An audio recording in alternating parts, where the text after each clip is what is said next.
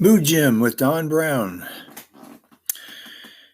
Do a little reviewing today on what we've talked about in the last sessions. And if you haven't listened to some of the previous ones, this might be a good time to listen to a couple of them, especially the ones where we talked about choosing your values or your vision.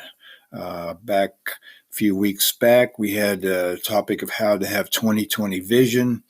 And then the following week, we talked about acceptance and commitment and mentioned those, gave you a list of a couple dozen possible values that you could choose from.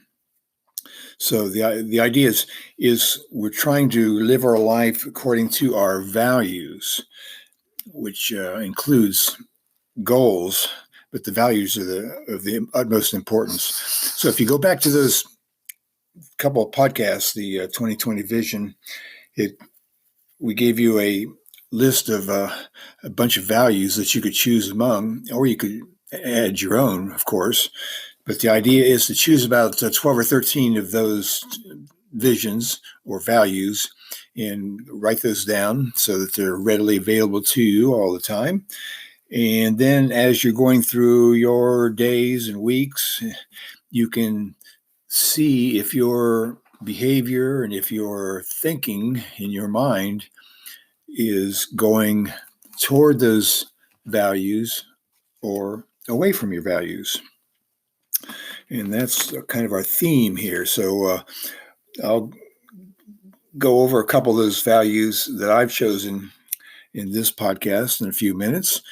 And also want to remind you that our practices of training our minds to move toward those values only takes a few minutes a day. And last time we talked about training your mind to be aware, be mindful, using a technique of noticing your breathing by the method of using a specific type of counting. And that counting was we do count to four, breathing in, hold the breath for 7 counts, and then exhale for 8 counts. So it was like a 4, 7, 8. And I wanted to give you another technique that may be equally useful for you to train your attention and train your mindfulness. And I'll do that in a few minutes as well. And we began this series of podcasts talking about how my life is kind of related very well to my early years of learning to fly small airplanes, and how that we always have a checklist as pilots that we must go through during our preparations to fly, as well as actually when you're flying. And we started out on one of the past podcasts talking about our starting checklist, and I went over that. There's about 10 or so items on that list. And then the next time we talked about checklists was a checklist for airplane pilots of after you start the engine, and there's about 6 or so items on that list. And then last week we talked about the checklist for before taking off. And there are about 17 items on that one. So far, before we've left the ground to fly, we've had about 33 or so items on a checklist. So if you think about preparing your life and moving toward those values, it could be comparable, that there's a lot of things you can put on your little list to do while you're preparing for this journey of your life, again, moving toward those values that you want to choose. All right, this week we have now done our pre-starting checklist, our after starting the engine checklist, and our before takeoff checklist. Now we'll go to after we take off. Okay, so we're on the runway and we've run up the engine and barreling down the runway. Depending on the airplane, you might be going 60, 70 miles an hour. And then you're at that speed, depending on the airplane, your airplane will start flying. And I don't know what this has to do with anything, but I just happen to think. I often ask people in our small town, what's the fastest moving thing in our town? And it actually is the airplanes taking off at the airport, which is in the city limits of the town, because they're going at least 60 or 70 miles an hour as they're going down the runway.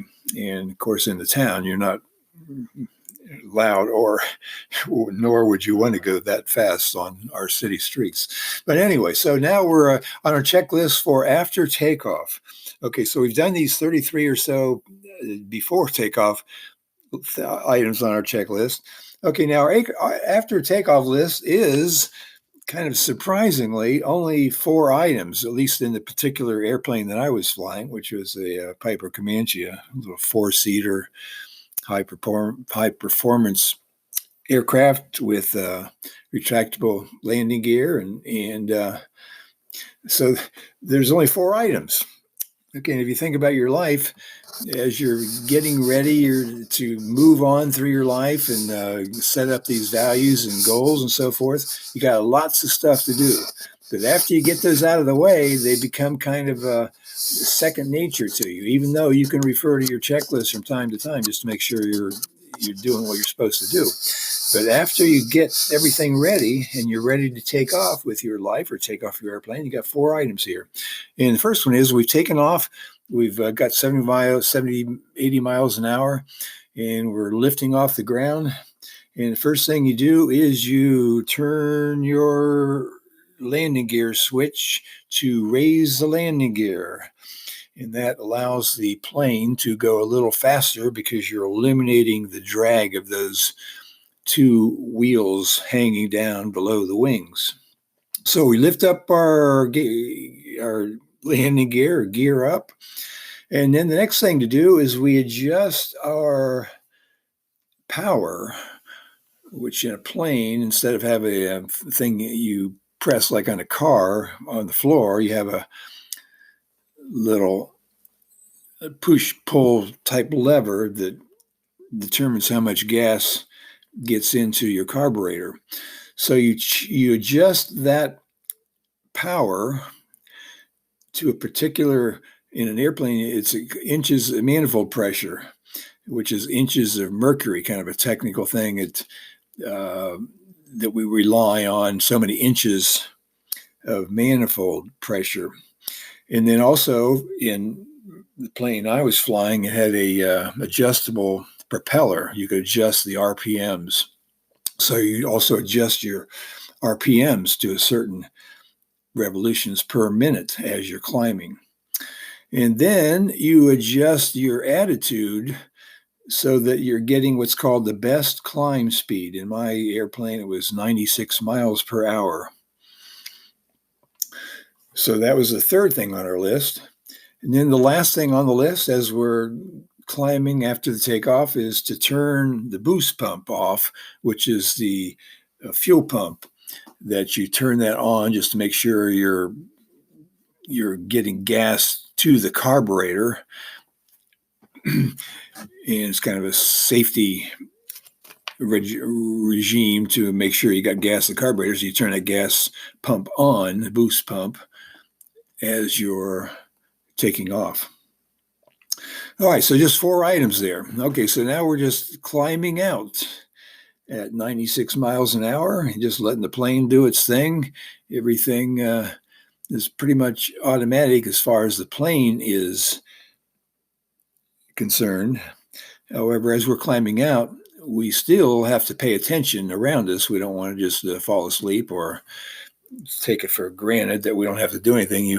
As you're climbing out, you want to watch for other airplanes in the area, because most of the time you're going to see more airplanes in the airport area than anywhere else. So as you're climbing out near the airport, you always want to check around. So as in life, you you take off for your journey, you take off towards your vision, and you pretty much your body and mind will pretty much kind of do its thing once you set up your checklist and got everything properly set up.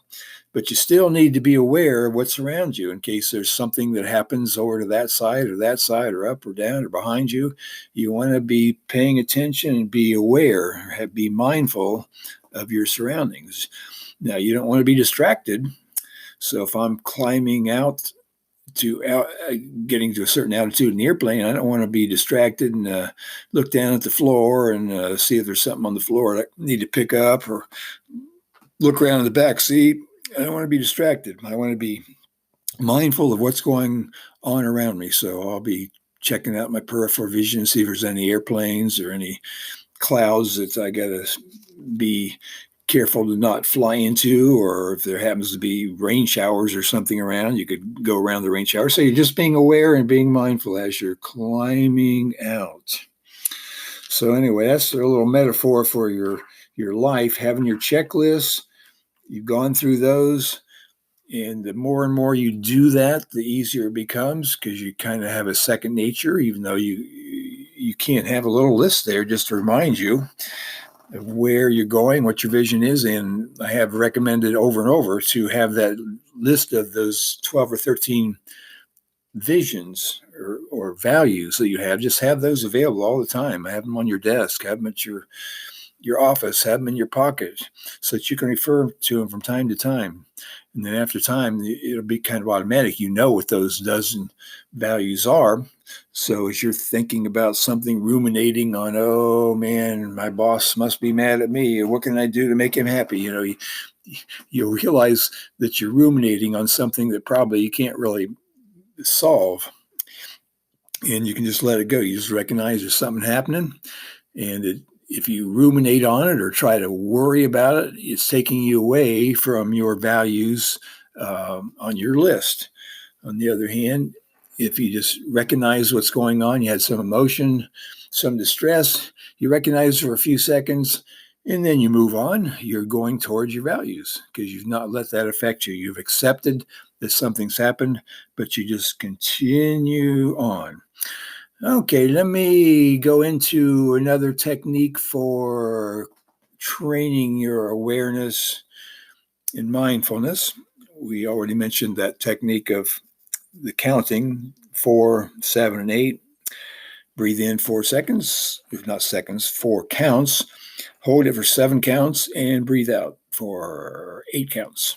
Okay, another one that I find very useful, and these techniques you can do anywhere, just sit there. It only takes a few minutes at most. Another technique I like is, it's a little more advanced and it takes a little more mindful thinking about to do. You can do it anywhere. You can be sitting, laying down. You can even be doing it walking. I do it often when I'm walking. The idea of mindfulness training is to eliminate distractions, eliminate distress, eliminate thinking that won't be beneficial to you. And so one way of doing that is to create something that your mind thinks about and only thinks about that. But at the same time, you're paying attention to how your body feels and how your body works. You're paying attention to any emotions that might come along with that.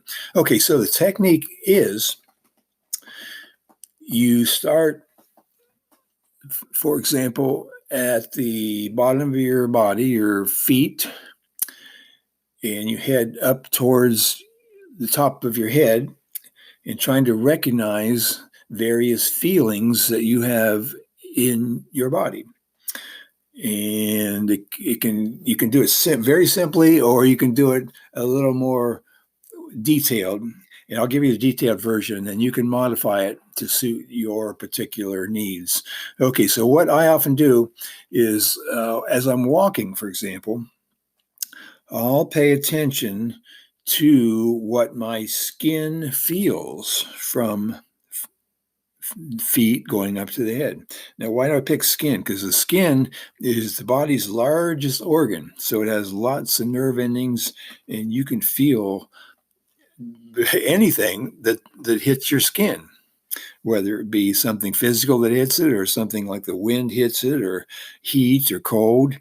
So as I'm walking along, I'll say, what can I feel in my toes? And you'll feel your shoes or your socks or something rubbing on your toes. And you just go up the foot. What do you feel, if anything, up to your ankles and up your legs, and just see what you feel. It might be the clothing that's touching your skin. It might be heat or coldness. Uh, or wind. When I'm walking, I'll feel wind. So I can say, oh, I feel the wind there on my bare arms. And then just go up your body and see if you feel anything. Oh, I feel my shirt's kind of a little tight around the chest area. Go up in your neck. Oh, I feel the neck. I feel my shirt collar there on the neck. Up to the head, and I might be wearing a hat. So yeah, I can feel the hat kind of pressing on my scalp up there. And I can also feel the wind hitting on my right side because the wind's coming from the right side. So you're noticing all the feelings on your largest organ, the skin.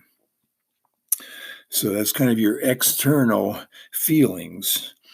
All right, and then that only take about, maybe a minute to do that. Okay, and then the next thing I do is I go through the muscles, see what I can feel in muscles. So I'll start down at the feet again. As I'm doing walking in this example, I'll feel, oh yeah, I can feel the muscles of my toe aching a little bit, or feel my ankle aching a little bit. Go up your leg. Yeah, the legs feels fine. Oh, my hips feel a little stiff there. So you're just feeling your muscles inside your skin, right under your skin. And you might go up to your stomach. Oh, I feel a little tightness in my stomach area underneath the skin. Then you go up to your chest area. You might actually feel your heart beating, or your lungs taking air in and out as you have that little pressure, that little feeling inside your body. And then you go up to your neck. Oh, my neck feels a little tight. The muscle's a little tight there. My shoulder's a little tight. Then you go up to your jaw and feel how your jaw muscles feel and your facial muscles. And you're just trying to recognize what seems to be the feeling of all these little muscles all over. And you got many hundreds of muscles in the body. So that would take another minute.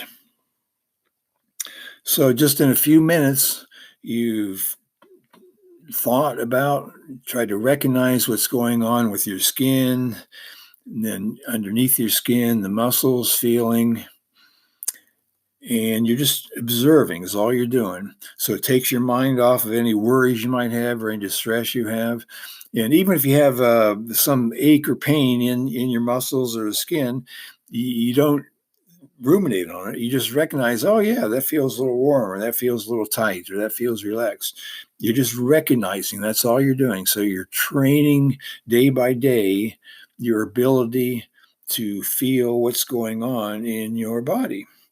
So that's our little second technique of training awareness and mindfulness, so that ultimately your body becomes attuned, your mind becomes attuned to doing what it's built to do, that allows you to more freely head towards those visions. That is our ultimate goal. So that's one of our techniques, and we'll go over some more techniques on the next podcast. And I remind everybody to subscribe to the podcast, and you can do that on any of your favorite podcasting sites. And this particular, my podcast is available on most every one of them: Spotify, Stitcher, Apple Podcasts, Google Podcasts, Overcast, Player, Anchor, and you can even find it on Roku TV through the iTunes channel. You can play it on your smart speakers and just about anywhere. So please subscribe to the podcast, and then you'll be able to get each one automatically. You'll be notified each time we have a new podcast. All right. Thank you very much. And we'll check with you next time. And good luck on following your values. This is Don Browne with Mood Gym.